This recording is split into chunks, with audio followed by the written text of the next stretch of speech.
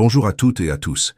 Il existe des histoires qui dérangent profondément, car elles montrent que même là où l'on pense trouver la lumière, l'ombre peut s'installer.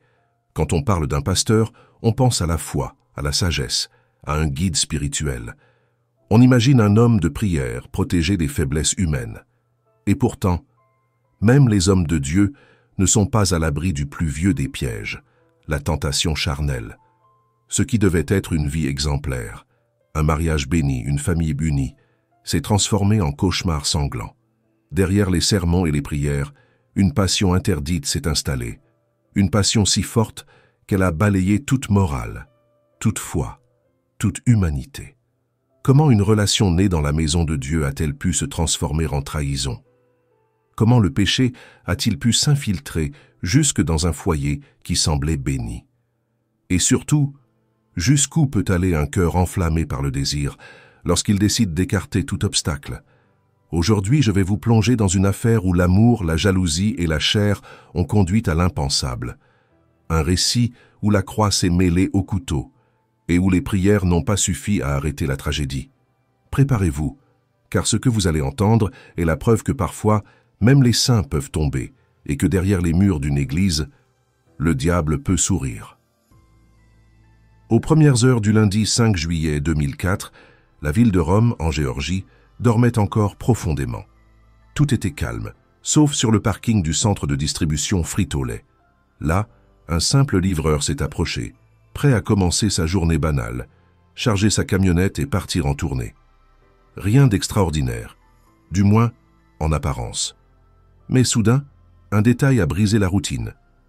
Un homme, un inconnu, est sorti du bâtiment, traversant le parking à pas rapides, nerveux, comme s'il craignait d'être suivi. Ses yeux, eux, scrutaient l'ombre. Et croyez-moi, à une heure aussi matinale, ce genre de comportement n'avait rien de normal. Les employés ne débarquaient jamais aussitôt, sauf quelques acharnés du travail. Alors pourquoi lui? Pourquoi maintenant? Le livreur, d'abord, n'y a pas prêté trop d'attention. Après tout, chacun ses bizarreries. Mais ce qu'il a vu ensuite a glacé l'air autour de lui. L'inconnu s'est approché d'un minivan garé à l'écart, a ôté sa chemise, l'a balancé dans le coffre comme un fardeau gênant, puis en a enfilé une autre, le tout en jetant des regards autour de lui, tel un animal traqué. Quelques secondes plus tard, le véhicule a quitté le parking. Et l'homme, il n'avait même pas remarqué qu'il était observé. C'est là que le malaise a pris racine. Le livreur s'est avancé. Et sur le sol, juste là où le minivan était garé, il a vu des taches rouges, du sang. À ce moment précis, son instinct lui a crié que quelque chose de terrible venait de se produire.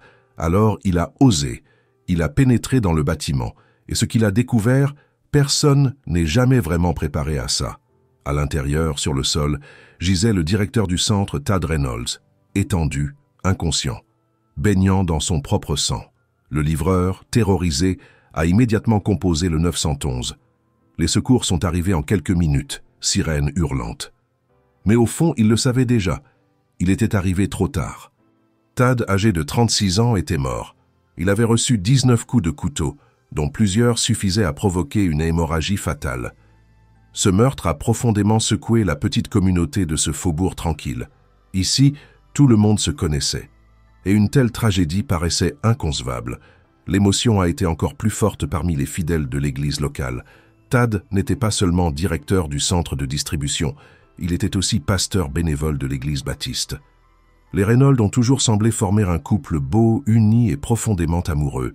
Ensemble, ils ont eu 4 filles et ont construit une vie familiale stable et heureuse. Tad a été un père dévoué, un chrétien fervent, qui a consacré son existence à sa famille et au service des autres. Tout a commencé dans les années 80. Michelle et Tad Reynolds n'étaient alors que 2 lycéens ordinaires, qui sont tombés amoureux l'un de l'autre pendant leurs années de terminale. Michelle était cheerleader, elle est même devenue la reine du bal de promo. Tad, lui, était le beau gosse du lycée, joueur de football américain très prometteur. Tout le monde les voyait comme un couple parfait. On les surnommait même Ken et Barbie. Leur amour avait aussi un socle religieux. Leurs 2 familles étaient très croyantes. Ils se sont mariés en 1987 à l'église baptiste, juste après avoir obtenu leur diplôme. Au début de leur vie commune, Ils ont travaillé dur pour se stabiliser et construire leur avenir. Tad est devenu chauffeur de camion. Michelle a trouvé un poste d'assistante administrative. Ils rêvaient d'une belle maison, d'une caméra vidéo flambant neuve et d'une croisière. Des rêves qu'ils ont réalisés assez rapidement. En 1992, leur première fille est née. Comme attendu, cet événement a bouleversé leur quotidien. Michelle a décidé de devenir mère au foyer, voulant consacrer son temps à son enfant et à son mari. Tad, de son côté, s'est lancé corps et âme dans le travail, afin d'assurer le confort de sa famille et de répondre aux nouveaux besoins qui s'imposaient. Tout paraissait aller pour le mieux, jusqu'en 1993. À peine 1 an après la naissance de leur fille, Michelle a avoué qu'elle voulait divorcer. Pour elle, c'était comme une libération. Pour Tad, en revanche, ce fut un véritable drame. À cette époque, il ne se contentait plus d'assister aux offices. Il commençait déjà à officier en tant que pasteur. Désemparé, il a reçu un soutien massif de la communauté. On priait pour lui. Mais malgré cela, le divorce a bien eu lieu. Brisé par cette séparation, Tad n'a jamais réussi à tourner la page. Il a supplié, il a insisté, il a multiplié les tentatives pour reconquérir Michelle, mais elle refusait. Il a essayé de fréquenter d'autres femmes, mais rien n'y faisait. Michelle restait dans son cœur. Tad n'a pas abandonné. Et après 2 longues années de persévérance, il a finalement obtenu ce qu'il voulait. Michelle est revenue. Le pasteur a alors remercié chaleureusement les fidèles de l'Église pour leurs prières, car selon lui, elles avaient été entendues. En 1997, Tad et Michelle se sont de nouveau mariés, dans la même église où ils s'étaient unis 10 ans plus tôt. Ils ont construit une nouvelle maison, juste à côté de la résidence des parents de Tad. C'est là que 3 autres filles sont nées, complétant leur famille. Les Reynolds ont retrouvé l'image d'un couple aimant et solide. Le divorce, quelques années plus tôt, paraissait n'être qu'un mauvais souvenir, une erreur de parcours vite effacée. À cette époque, la vie professionnelle de Tad a également pris un tournant. Il a été embauché au centre de distribution Frito-Lay et a gravi les échelons jusqu'au poste de manager régional. Aux yeux du voisinage, les Reynolds sont devenus l'exemple même de la famille prospère. Un bon revenu, une belle maison, des enfants scolarisés à domicile et une image impeccable. La foi de Tad s'est encore renforcée. Il croyait sincèrement que Dieu avait exaucé ses prières de réconciliation et il se montrait reconnaissant envers sa communauté religieuse. Le couple, sociable et ouvert, a élargi son cercle de connaissances. Une relation particulièrement chaleureuse s'est développée avec Scott Harper, l'administrateur de l'Église. Scott était marié à Paige et ils avaient eux aussi 3 petites filles. Les 2 familles se fréquentaient beaucoup et s'entendaient à merveille. Scott travaillait comme informaticien dans un hôpital local, un poste qu'il exerçait le plus souvent à distance. Pendant ce temps, Michelle et Paige sont devenues inséparables.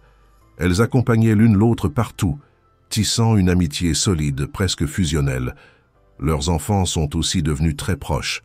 Cette amitié entre les 2 familles a perduré jusqu'en 2004.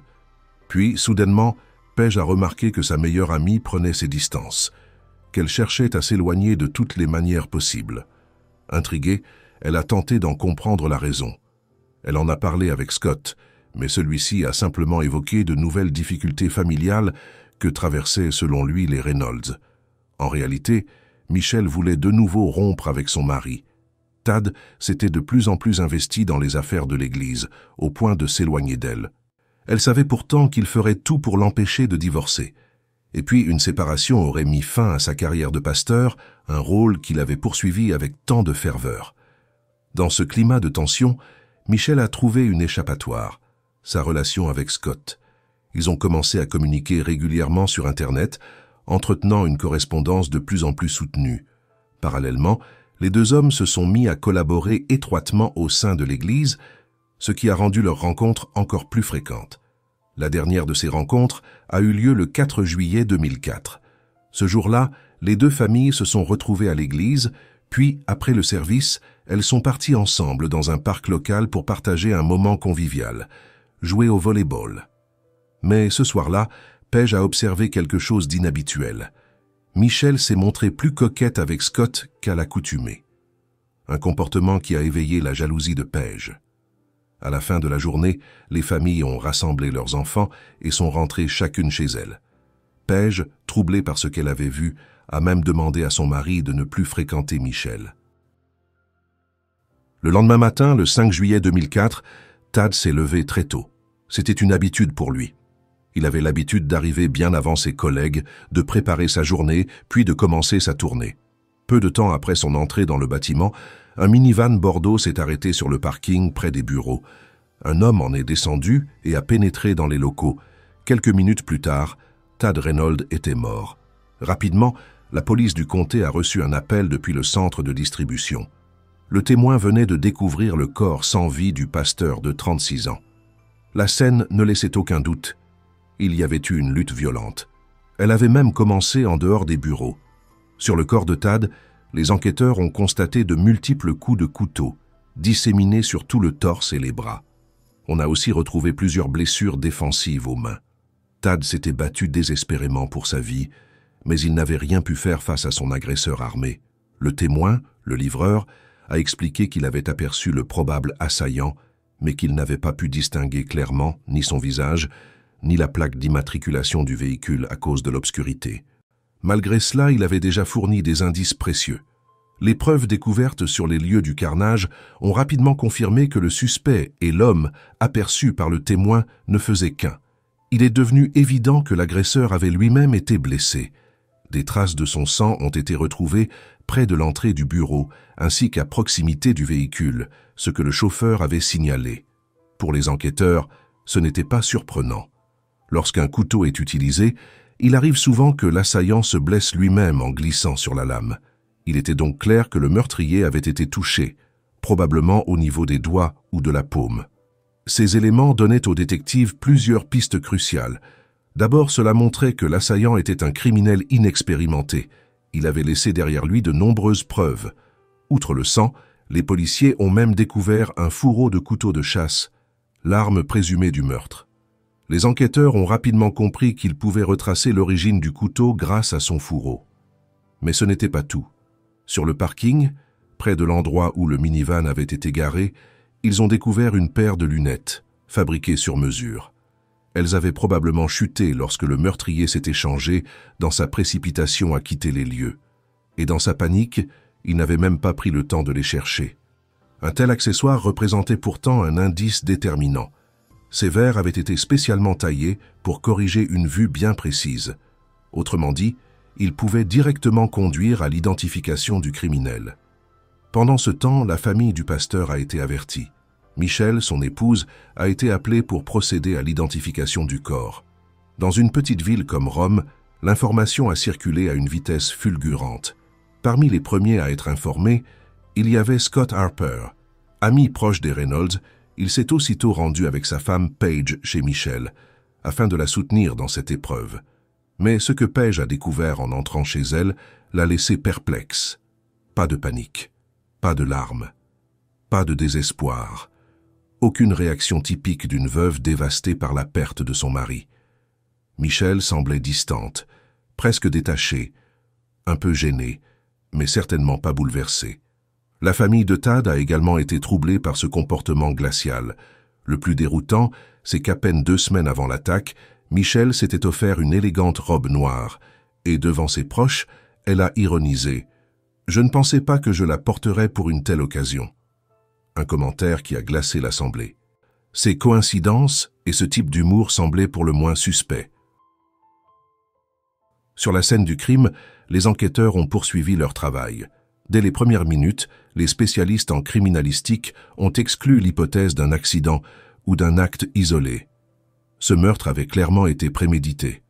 Restaient 2 pistes possibles, un vol qui aurait mal tourné ou un mobile bien plus personnel. Pourtant, rien n'avait été volé. L'argent dans la caisse était resté intact. Sur Tad, on avait retrouvé son portefeuille, ses clés de voiture, son téléphone portable, tout était resté en place.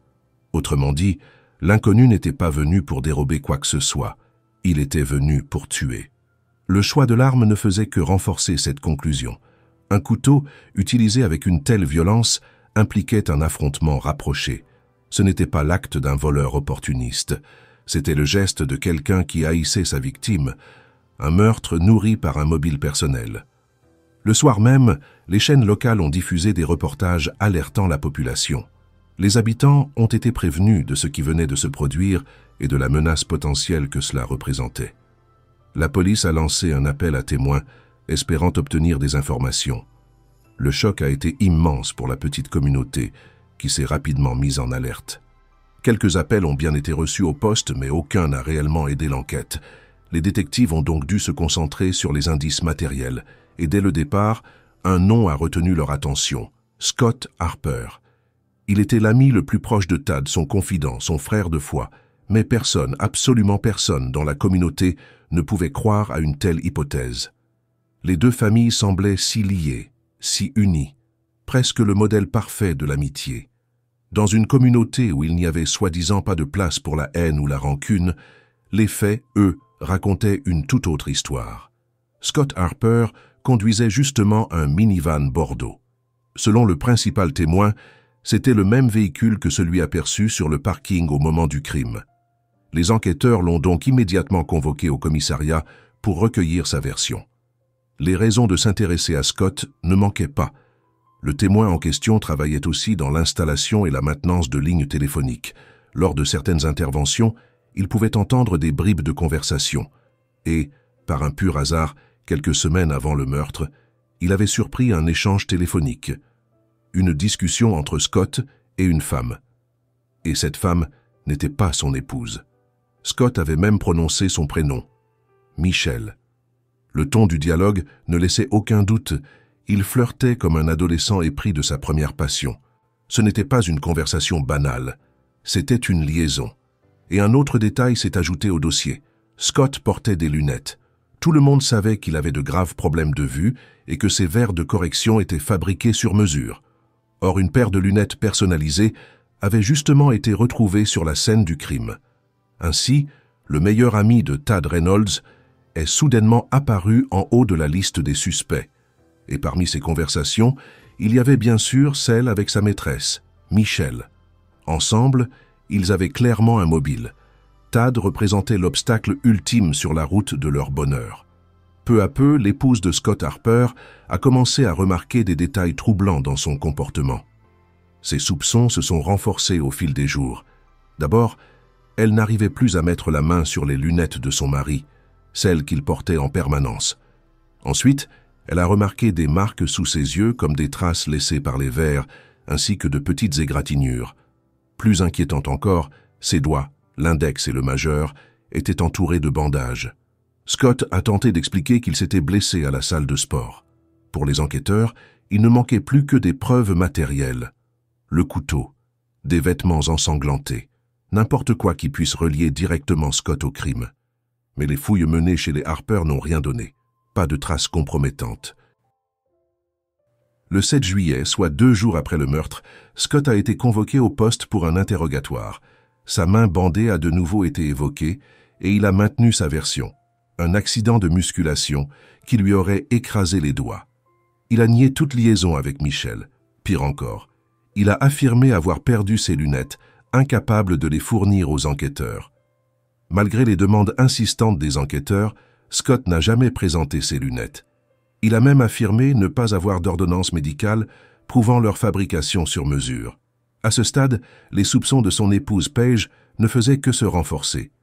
Selon elle, depuis le matin du lundi 5 juillet, il s'était comporté de façon étrange, comme s'il cachait quelque chose. Malgré une accumulation d'indices indirects, la police a dû relâcher Scott après son interrogatoire. Cela ne signifiait pas pour autant qu'ils le croyaient sur parole, mais pour avancer, il leur fallait obtenir des mandats, récolter des preuves plus solides. L'analyse de son ordinateur a révélé de nouvelles incohérences. Le matin même du meurtre, Scott avait envoyé un message à Michelle. Dans ce texte, il lui demandait de l'arrêter si elle avait le moindre doute. Sa réponse a glacé les enquêteurs. Elle lui avait ordonné d'agir. Ces mots résonnaient comme une approbation, presque comme une consigne. Aux yeux des policiers, cela confirmait la pire hypothèse. Scott et Michelle ne se contentaient pas d'une liaison. Ensemble, ils avaient planifié et orchestré l'élimination de Tad Reynolds. Pourtant, malgré ces éléments accablants, les détectives ont choisi de ne pas convoquer Michelle immédiatement. Il redoutait de la brusquer ou de la mettre sur ses gardes. Avant de passer à l'action, il voulait renforcer leur dossier et collecter davantage d'informations. Les détectives se sont donc rendus sur le lieu de travail de Scott. Leur priorité a été d'examiner son ordinateur. Les échanges de messages avaient été supprimés, mais heureusement, une grande partie a pu être restaurée sans difficulté. Et ce qui est apparu est devenu une mine d'informations pour l'enquête. Les archives ont montré que la majorité des messages de Scott étaient adressés à Michelle Reynolds. Pour ne pas éveiller les soupçons de sa femme, il utilisait son ordinateur professionnel. Tout avait commencé par des discussions anodines liées notamment au groupe de jeunes de l'église. Mais rapidement, le ton avait changé. Les conversations étaient devenues plus personnelles, puis franchement intimes. Environ un mois avant la mort de Tad, les deux amants avaient commencé à s'écrire quotidiennement des lettres brûlantes. Il était clair qu'ils avaient entamé une liaison passionnelle et qu'ils rêvaient désormais de vivre ensemble. Scott parlait déjà de quitter sa femme et de partir avec Michelle à Portland. Mais Michelle, elle, doutait que ce plan puisse fonctionner. Les deux amants échangeaient constamment sur ces sujets depuis l'ordinateur de Scott. Certes, les messages contenaient beaucoup de sous-entendus, mais aucun ne révélait explicitement un projet criminel. Ce manque de preuves directes compliquait la tâche des enquêteurs. Même le soir où Paige avait remarqué que Michelle s'éloignait d'elle, cette dernière se trouvait en réalité avec Scott. Officiellement, il s'agissait d'un déplacement lié aux activités de l'église. Mais en réalité, Michelle avait réservé une chambre d'hôtel, rien que pour eux. Le contenu de ces lettres laissait peu de place au doute. Michelle voulait désespérément se libérer de son mari. Mais Tad refusait catégoriquement l'idée du divorce. Il était prêt à tout pour garder auprès de lui sa séduisante épouse. Et ce refus, tragiquement, lui a coûté la vie. Pour les enquêteurs, c'était limpide. Michelle avait fini par se persuader qu'il n'existait qu'une seule issue, la mort de Tad. Elle n'avait pas voulu se salir les mains. Alors, elle avait utilisé son amant comme instrument. Et à en juger par la passion qui liait les deux amants, Scott n'avait pas hésité. Dans ce climat empoisonné, Paige a commencé à trembler pour elle-même. Elle craignait que son mari, obsédé par sa maîtresse, ne finisse par lui réserver le même sort qu'à Tad. En fouillant plus en profondeur, les enquêteurs ont examiné l'historique du navigateur de Scott, et ce qu'ils y ont découvert a glacé le sang. Il avait cherché différents moyens de tuer, s'intéressant particulièrement au poison et à tout ce qui touchait au crime parfait. Il voulait manifestement non seulement éliminer le mari de sa maîtresse, mais aussi s'en sortir sans jamais être inquiété. Puis, un élément capital est apparu, un courriel dans lequel était évoqué le planning de la police. Les deux amants planifiaient l'attaque dans un créneau où les rues seraient moins surveillées, afin de maximiser leurs chances de disparaître sans être repérés. Michelle, loin d'être passive, a joué un rôle actif dans cette préparation. Elle encourageait, orientait, coordonnait. Ce lundi matin-là, quand Tad a pris la route du travail, elle savait déjà qu'il ne rentrerait pas vivant. Et c'est elle qui a donné le signal. Un coup de fil à son amant pour déclencher le carnage. Même si leur message restait codé, les intentions ne laissaient aucun doute. Le 5 juillet 2004, à l'aube, quelque chose de tragique devait se produire. À ce stade, la police disposait de suffisamment de preuves pour accuser le couple adultère. Scott Harper a été arrêté en premier. Il a été inculpé de meurtre au premier degré avec circonstances aggravantes. Les enquêteurs espéraient qu'il finirait par livrer Michelle, mais il a préféré se murer dans le silence. Ses sentiments pour elle semblaient plus forts qu'il ne l'imaginait. Dès son arrestation, il a invoqué son droit de garder le silence et a refusé toute collaboration. Mais ses aveux n'étaient même plus nécessaires. Son ordinateur de travail contenait assez de preuves indirectes pour permettre aussi l'arrestation de Michelle. Elle a été inculpée du même chef d'accusation. Le même jour, elle a été interceptée par la police alors qu'elle sortait du bureau de son avocat, en plein centre-ville. Comme son amant, elle a immédiatement refusé de parler, invoquant ses droits. Lorsque les paroissiens de l'église ont appris la vérité, que la veuve du pasteur et son meilleur ami avaient comploté ensemble son meurtre, le choc a été immense. Beaucoup se souvenaient encore de Tad, priant ardemment pour que son épouse revienne à lui après leur divorce. Jamais il n'aurait pu imaginer que ces prières se termineraient par un bain de sang orchestré par les deux personnes en qui il avait le plus confiance. La seule chose qui manquait encore à la police, C'était l'arme du crime et les vêtements ensanglantés du meurtrier. Le couteau de chasse, dont le fourreau avait été retrouvé dans le bureau de Tad, avait pu être retracé jusqu'au magasin où il avait été acheté. Et selon les images des caméras de surveillance, c'était bien l'amant de Michel qui l'avait acquis. Mais le couteau, lui, avait disparu. On pensait que le tueur avait eu le temps de s'en débarrasser. Les analyses avaient montré que le sang retrouvé sur la scène de crime appartenait à Scott. Puis, coup de théâtre le 13 juillet, un collègue de Scott, employé dans le centre médical où il travaillait, a contacté la police. Les détectives avaient déjà fouillé les lieux sans succès, mais cet informaticien, très affecté par la mort de Tad Reynolds, avait décidé de mener sa propre enquête. Il connaissait parfaitement les bâtiments, ainsi que tous les recoins où l'on pouvait cacher des objets. Il a immédiatement pensé aux trappes situées sous le plancher, là où passaient câbles et conduites. Scott, qui travaillait lui-même dans ce service, savait bien entendu que ces cachettes existaient. Et c'est là, à la stupéfaction de son collègue, que furent découverts le couteau et les vêtements tachés de sang.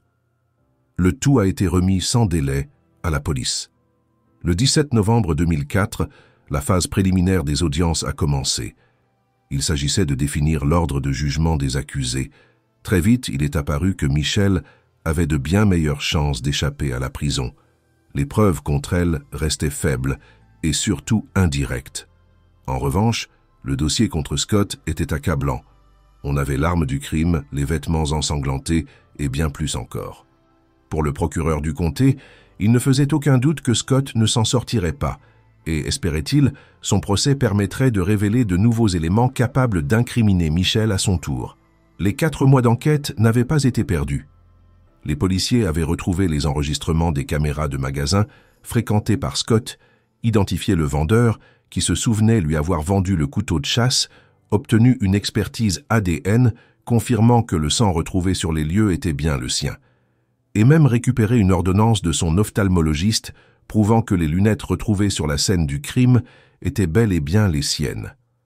Lors des audiences de novembre, le procureur du comté a annoncé qu'il demanderait la peine de mort pour les 2 accusés. C'était aussi une stratégie. Jusque-là, il n'y avait rien de réellement solide contre Michel.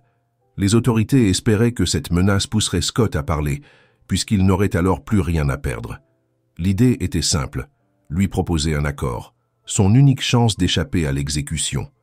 Les enquêteurs pensaient que Scott était faible. Après tout, n'avait-il pas déjà cédé aux manipulations d'une femme séductrice et dominatrice? Mais il s'était trompé. Même sous la pression de son propre avocat, qui jugeait qu'un accord était la seule voie pour sauver sa vie, Scott est resté silencieux. Derrière les barreaux, l'étrange romance continuait. Les 2 amants ont poursuivi leur correspondance. Michel utilisait même des extraits de la Bible en soulignant certains mots. En les rassemblant, Scott formait des phrases codées. Les enquêteurs pouvaient les lire, mais convaincre un jury avec de tels messages cryptés aurait été une tâche bien plus compliquée.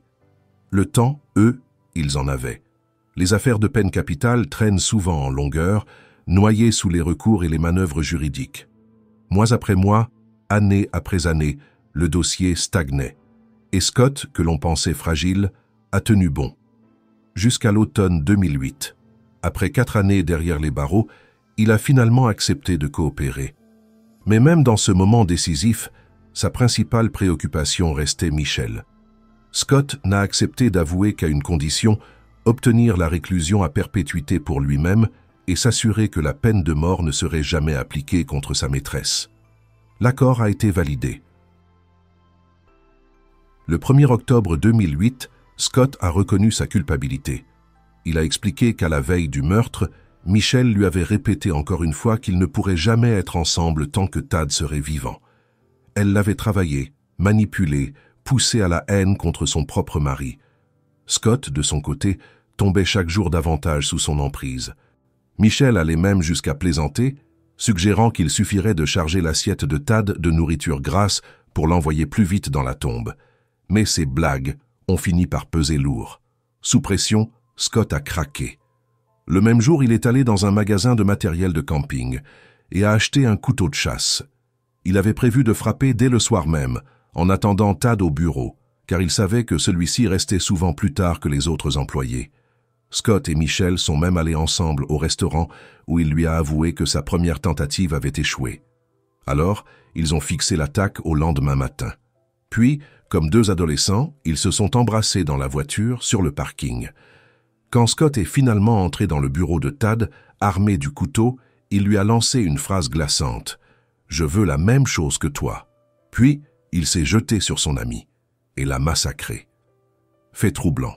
Jusque-là, Michel n'avait jamais livré le moindre témoignage. Elle s'était enfermée dans son droit au silence. Et les déclarations de Scott, aussi accablantes soient-elles, pouvaient être interprétées de plusieurs façons. Le procès de Michel restait donc risqué. Jamais leurs échanges n'avaient mentionné directement le meurtre. Toujours des phrases codées, des sous-entendus, rien de clair. Pendant les 6 années passées derrière les barreaux, Michelle Reynolds avait beaucoup changé. Elle était devenue méconnaissable. Elle n'avait jamais reconnu sa culpabilité. Puis, un jour, ses nerfs ont lâché. Elle a demandé à parler aux enquêteurs. Mais fidèle à elle-même, elle a continué à parler par énigme. Elle a simplement admis se sentir coupable. Non pas d'avoir tué Tad, mais d'avoir eu une liaison qui avait conduit indirectement à sa mort. Une réponse qui n'a évidemment pas satisfait la mère de Tad. Tout ce qu'elle voulait, c'était comprendre. Pourquoi son fils avait-il dû mourir? Mais Michel n'a jamais donné de véritable explication. Finalement, elle a été condamnée à 20 ans de prison, dont 6 déjà purgés. Quant à Scott, celui qui avait frappé de ses propres mains, il a écopé de la prison à perpétuité, sans possibilité de libération conditionnelle.